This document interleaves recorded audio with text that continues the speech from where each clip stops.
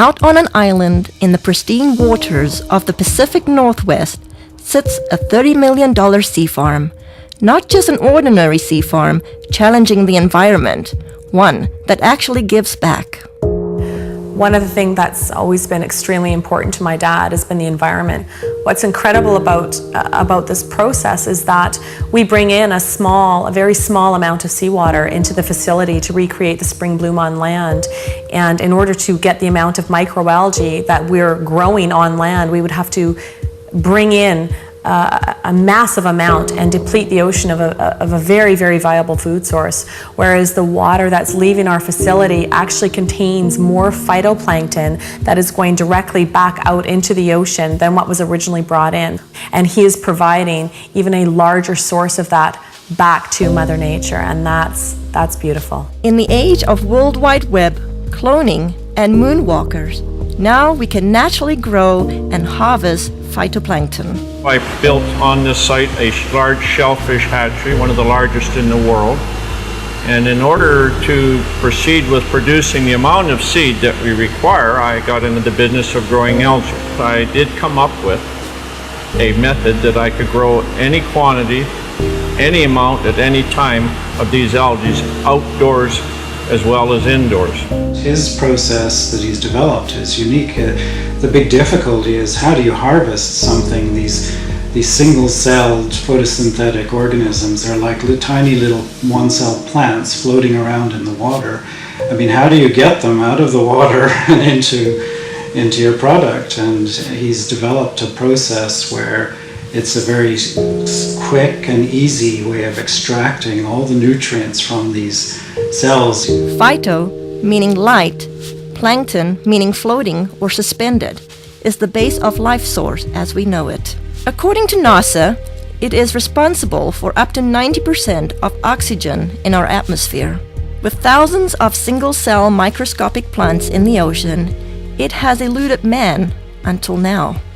I'm just grateful that I was chosen to find this product because it's been very elusive. It's eluded man until now, and here we have it, and I'm going to help as many people as we can, I hope. Throughout history, necessity continues to be the mother of all invention. He was creating the phytoplankton to feed his shellfish, and as the business grew, his health started to deteriorate, and I used to think that he was just maybe overworked or, tired. And he ended up getting diagnosed with some pretty serious illness about a year ago. They had diagnosed me with quite a serious cancer. In fact, a very serious cancer. It's called mesothelioma. And there's only about 2,000 cases a year in North America. Nobody survives. With just 9 weeks to a few months to live, Mr. Harper did the unimaginable. I was not expecting what I heard. They basically gave him 9 weeks to 9 months to live. Well, it was a pretty big blow, so trying to get my affairs in order, which had to be done. We then, just basically settled down for me to start slowly, dying. I had to go down and pick out his grave plot, and that was a really,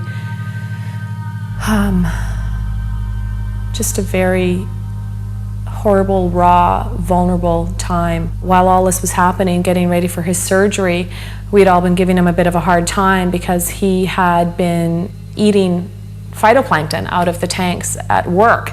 And I was actually getting pretty upset with him about doing that because it's for whales, it's for oysters, it's for fish, it's for krill. So I said, are you crazy? He's literally sticking his finger in the tanks and eating this stuff raw.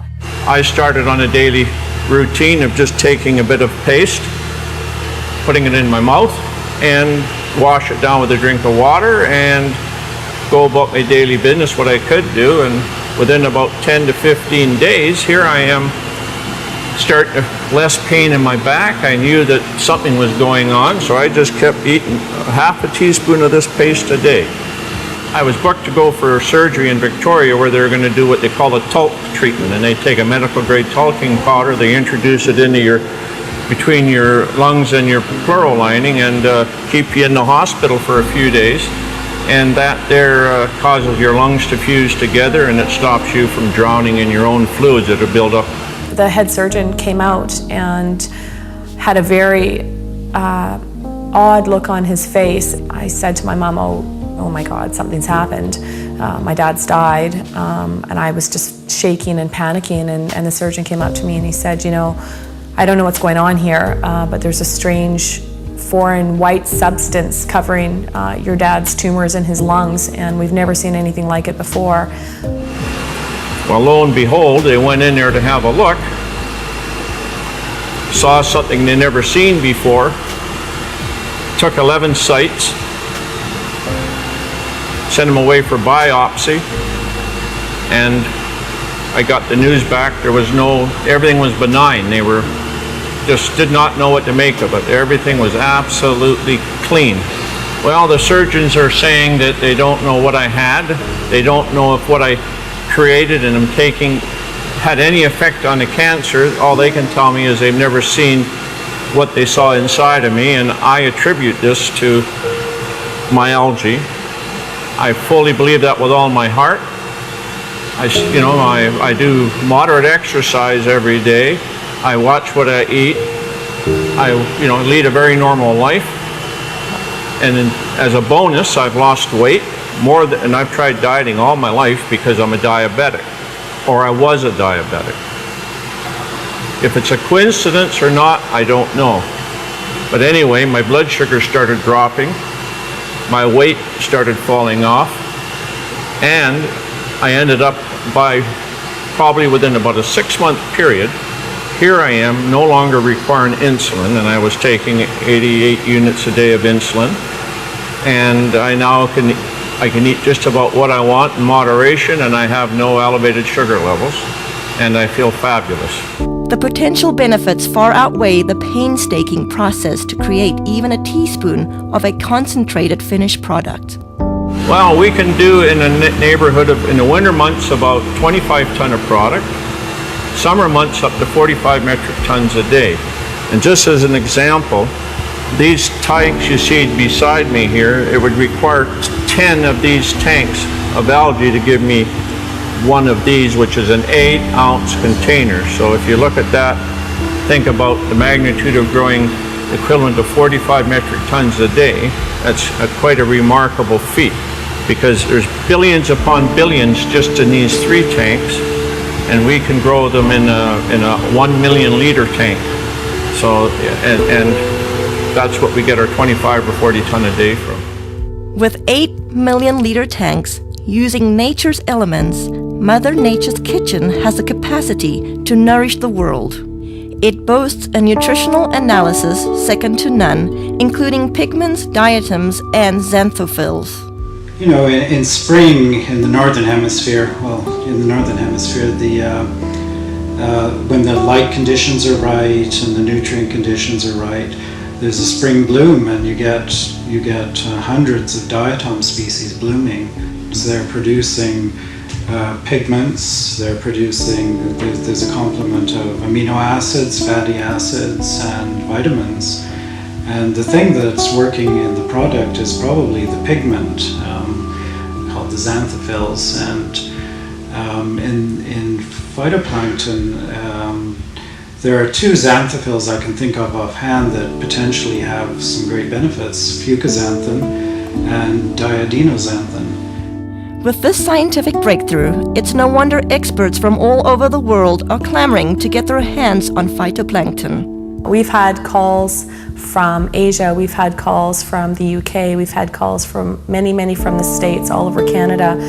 People that have heard about this, whether it be through word of mouth, through any articles that have been written in the newspaper. But this is a product that is in such huge demand, and it's very interesting when we're getting phone calls from people within the medical system or within the holistic healing, people that are really taking a stand around their health, that are looking for something. The world really is coming to our door requesting, the product. They're hearing from their friends, they're hearing from this, that it is helping them in almost every aspect of their life. He's very protective of this product, and he doesn't trust it to just anybody. It's something that he holds very near and dear to his heart, as does the entire family. Even through such demand, those who partake this precious product are embracing health in a way like never before. A really good friend, and he had this problem with dandruff. I mean, we tried everything with him. Nutritional approaches, we've tried. Emotional approaches, we've tried. Adjustments, anything you could think of. He came into my office one day and he literally bent over and did this. He does that and I'm looking, there's nothing. And I couldn't believe it. And then he says, well, I got this stuff. And it turned out to be the plankton, the phytoplankton. And I said, well, what did you do with it? Did you put it on your head? He said, no, I just took it internal. And I said, well, how long have you been doing this? And it wasn't even a week.